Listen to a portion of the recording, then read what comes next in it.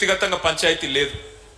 ఆయననే అన్నాడు కదా, కేసీఆర్ అంటున్నాడు మేము కాంగ్రెస్ వస్తే రైతు బంధు బంద్ అవుతుంది అంటున్నాడు, మాకేమన్నా దిమాకు లేదా, మేమేమన్నా దివానాగాళ్ళమా అన్నాడా లేదా? మరి అడగాల లేదా ముఖ్యమంత్రి గారిని? 3 సార్లు రైతు బంధే కొట్టినోని ఏమనాలా?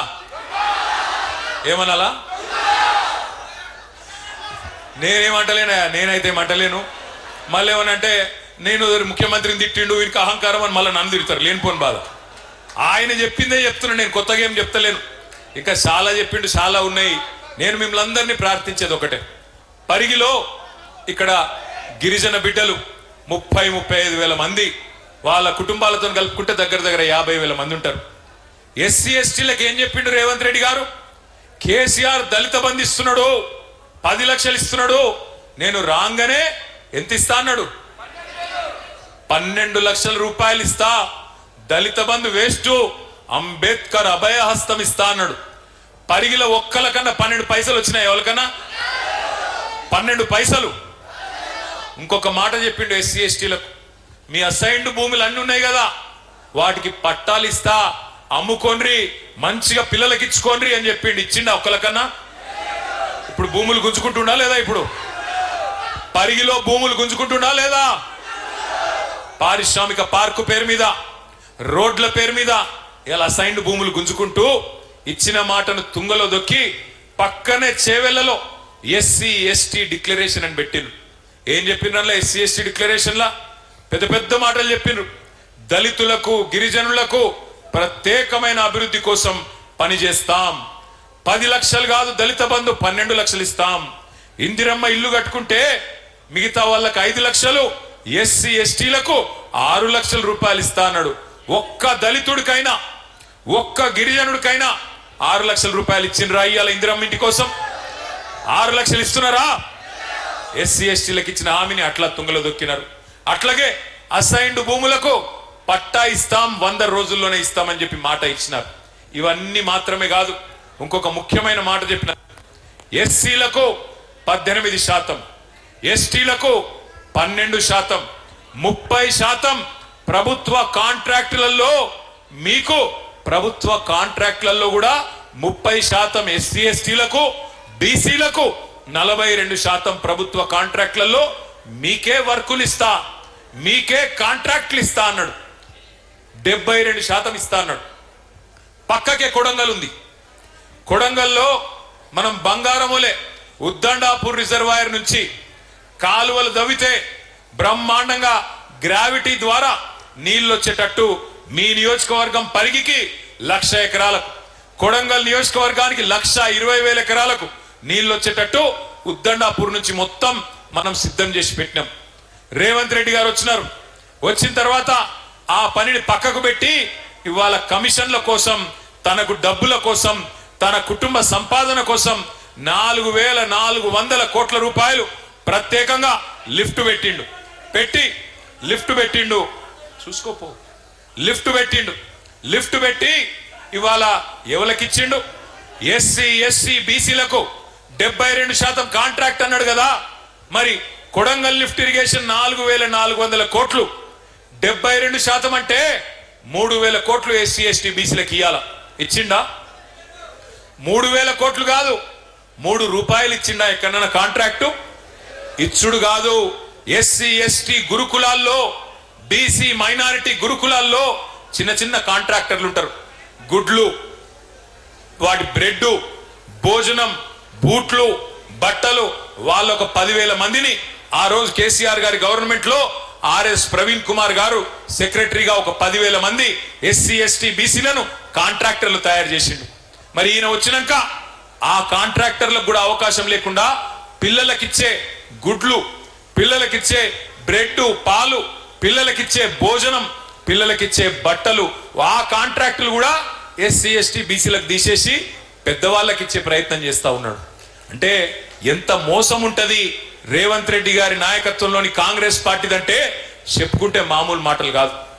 6 గ్యారంటీలు 100 రోజులు, 6 గ్యారంటీలు 100 రోజుల్లోనే అమలు చేస్తా అని పెద్ద పెద్ద డైలాగులు. అది కూడా ఏంటి? పిల్లగాళ్ళకు స్కూటీలు ఇస్తా, విద్యా భరోసా కార్డు ఇస్తా 5 లక్షలు. ఇవాళ నేను అడుగుతున్నా పరిగిలో ఉండే తల్లిదండ్రులను, పరిగిలో ఉండే మా విద్యార్థి సోదరులను అడుగుతా ఉన్నా, ఫీజు రీయింబర్స్మెంట్ 12,000 కోట్ల రూపాయలు బకాయిలు ఇవాళ మీకు ఇవ్వకుండా విద్యా భరోసా కార్డు ఇస్తా, మీకు ప్రభుత్వం నుంచిగా పైసలు వచ్చే అవసరం లేదు, మీకోసమే భరోసా కార్డు ఇస్తా అని చెప్పిండు. ఇవాళ విద్యా భరోసా కార్డు లేదు, విద్యకే భరోసా లేదు.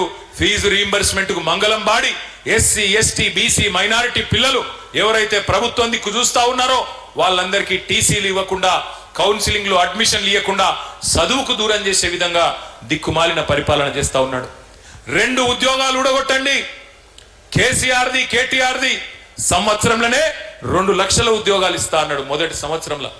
ఇప్పటి వరకు 10,000 ఉద్యోగాలు కూడా ఇయ్యలే. 2.5 సంవత్సరాలు అయిపోయింది. అయ్యా రేవంత్ రెడ్డి గారు, మరి ఏమైనాయా? మరి 100 రోజుల్లోనే ముసలోళ్ళకు పెన్షన్లు అంటివి 4,000, 100 రోజులలోనే మహిళలకు 2,500 అంటివి, 100 రోజులలోనే రైతు భరోసా అంటివి, 100 రోజులలోనే రుణమాఫీ అంటివి, 100 రోజులలోనే స్కూటీలు అంటివి. ఏమాయంటే కొత్తగా మాట్లాడుతున్నాడు రేవంత్ రెడ్డి గారు. ఏమంటున్నాడు ఈ మధ్యన? ఎంత కండలు తిరిగిన పహల్వానైనా 3 నెలలనే పిల్లలు పుట్టిస్తాడా? మనకు తెలియదా? మనకు పిల్లలు లేరా? మనకు పెళ్లిళ్ళు కాలేదా? 3 నెలల పిల్లలు పుట్టరని మనకు ముఖ్యమంత్రి చెప్పన్నా? నేను అడుగుతున్నా ఇవాళ పరిగి వేదికగా, ముఖ్యమంత్రి గారు, 3 నెలల్లో పిల్లలు పుట్టరని మాకు కూడా తెలుసు, ప్రజలకు కూడా తెలుసు. కానీ 3 నెలలు అని చెప్పి మోసం చేసి 30 నెలల్లో కూడా పిల్లలు పుట్టకపోతే మరి నిన్నేం పిలవాలి? ఏమనాలి నిన్ను? 3 నెలలు అన్ని అమలు చేస్తా అంటివి, 30 నెలలు అయిపోయాయి, ఏమి చేయకపోతివి, ఉన్నవి ఊడగొడితివి. బతుకమ్మ చీరలు బంద్ అయినాయా? బతుకమ్మ చీరలు బంద్ అయినాయా? ఉన్నాయా? రంజాన్ తోఫా బంద్ అయిందా లేదా? క్రిస్మస్ కానుక బంద్ అయిందా లేదా? కేసీఆర్ కిట్టు బంద్ అయిందా లేదా? మీ రియల్ ఎస్టేట్ డౌన్ అయిందా లేదా? మరిగా ఉన్నాయే ఊడగొట్టే, కొత్తవి తెచ్చిందేవి లేదు. ఉన్నాయే ఊడగొడితివి, ఉన్న భూమిలే గుంజుకోబడితివి, కలలుగా చెప్తివి, కథలు చెప్తివి, కానీ చేసిందేమీ లేదు. ఏమైనా గట్టిగా అడిగినా మనకు. ఇప్పుడు మా మహేష్ రెడ్డి అన్న పాపం మొన్న ఇక్కడ అందరి బీద వాళ్ళ భూములు పోతున్నాయి, పారిశ్రామిక పార్కు పేరు మీద 5 ఊర్లల్లో గుంజుకుంటున్నారు. దోమ మండలంలో ఇడిదిక్కు పరిగి మండలం కదుకోటి, పరిగి మండలంలో మరి భూములు గుంజుకుంటున్నారు అని చెప్పి వాళ్ళ దాడికి పోతుంటే ఈయనను అరెస్ట్ చేస్తారు, జైల్లో పెడతామంటారు, కేసులు పెడతామంటారు. గట్టిగా మాట్లాడితే బూతులు తిడతారు. ఏం బూతులు? రైతు బంధు ఎప్పుడేస్తావయ్యా రేవంత్ రెడ్డి గారు అంటే నీ లాగుల తొండలు ఇడిచి పెడతా. అయ్యా 2,500 ఎప్పుడు ఇస్తావు మా ఆడబిడ్డలకు అంటే నీ గుడ్లు వీకి గోటీలాడతా. ఎప్పుడు ఇస్తావు నాయన 4,000 పెన్షన్ అంటే నీ పేగులు తీసి మెడలు వేసుకుంటా. ఇక కొత్త డైలాగ్ నేర్చుకున్నాడు రేవంత్ రెడ్డి గారు. 1,000,000 మంది మహిళల్ని, 1,000,000 మందిని అట, ఒకరిద్దరు కాదు, 1,000,000 మందిని ఏం చేస్తాడట? ఏం చేస్తాడు? కోటీశ్వరులు చేసుడు కాదు, వాళ్ళ మెడల పుస్తల తాడు ఎత్తుకపోకపోతే ఆయనే మంచోడు. నేను రేవంత్ రెడ్డి గారికి వాళ్ళ పరిగి వేదికగా విజ్ఞప్తి చేస్తా ఉన్నా, సవాల్ చేస్తా ఉన్నా. రేవంత్ రెడ్డి గారు, రేవంత్ రెడ్డి గారు, 1,000,000 మంది మహిళలకు కోటీశ్వరులు అన్నావు కదా, నేను మిమ్మల్ని అడుగుతా ఉన్నా, నిజంగా నీ మాటల్లో 1% చిత్తశుద్ధి ఉన్నా ఒక పని చేయి. కోటీశ్వరులు చేసుడు దేవుడెరుగు, లక్షాధికారులు చేయవాలని ముందైతే. ఇప్పుడు ఒక్కొక్క మహిళకు చెప్పినావు కదా నెలకు 2,500. ఏడిపోతురా మీరంతా? ఏడిపోతురు మీరు? ఆగురు. ఎందుకు ఆగమెందుక? ఏడిపోతురు భయ్ మీరు? కూర్చోరాదా? ఏడిపోతురు. కొద్దిసేపు కూర్చోండి, ఆగమెందుకు చేస్తున్నావు? మీరు డిస్టర్బ్ అయ్యి అందరినీ డిస్టర్బ్ చేసి ఏం చెప్తురా మీరు? కూర్చొని ఓకే ఓకే ఓకే. మీరు 1,000,000 మందిని కోటీశ్వరులు చేసుడు కాదు, లక్షాధికారులు చేయమని నేను అడుగుతున్నా. ఎట్లా? నువ్వు నెలకు 2,500 ఇస్తాను, నెలకు 2,500 ఇస్తాను, 12 నెలలకు 30,000, నెలకు 2,500 అంటే 5 ఏళ్లకు 1,50,000 రూపాయలు. అంతేనా? లెక్కలు కరెక్ట్గా చెప్పినా లేదా? నెలకు 2,500, 12 నెలలకు 30,000, 5 ఏళ్లకు 1,50,000. అంతే కదా? రేవంత్ రెడ్డికి మా మహేష్ అన్న ఇక్కడనే ఉన్నాడు, మహేష్ అన్న సమక్షంలో సవాల్ చేస్తున్నా. అయ్యా రేవంత్ రెడ్డి గారు, నీకు గనక చిత్తశుద్ధి ఉంటే, నువ్వు గనక ఈ రాష్ట్రంలోని తెలంగాణ రాష్ట్రంలోని 1,67,00,000 మంది ఆడ కూతుర్లకు ఆడబిడ్డలకు మొత్తం వాళ్ళ ఖాతాలలో 1,50,000 రూపాయలు వేస్తే నేను శాశ్వతంగా రాజకీయ సన్యాసమే తీసుకుంటా, నేను ఇడిచిపెట్టిపోతా రాజకీయం. దమ్ముందా? సవాల్ స్వీకరిస్తావా? ఎన్ని జూట మాటలు. తులం బంగారం ఇస్తా అన్నాడు, తులం బంగారం. కేసీఆర్ లక్షిస్తుండు, 1,00,000 మీదికెళ్ళి తులం బంగారం ఇస్తా అన్నాడు. ఇచ్చిండా? నేను చెప్తే కదా మెడల పుస్తలతాడు భద్రంగా ఉంచుకోరు అంతే. ఆయన ఇచ్చేటోడు కాదు, ఎత్తుకపోయేటోడు. తులం బంగారం కాదు, తులం ఇనుము కూడా ఇయ్యాడు, తులం ఇనుము కూడా ఇయ్యాడు ఆయన.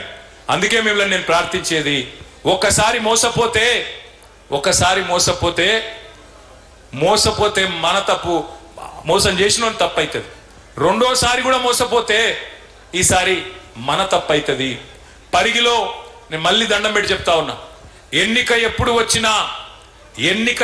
వచ్చినా ఎగరాల్సింది ఈ గులాబీ జెండానే, లేకపోతే న్యాయం జరగదు, మళ్ళీ తిరిగి అవకాశం రాదు. అందుకే దయచేసి మీకు ప్రార్థించేది, చిన్న చిన్న పంచాయతీలు ఉంటాయి ఊళ్ళల్లో, కానీ అవన్నీ పక్కకు పెట్టాలి.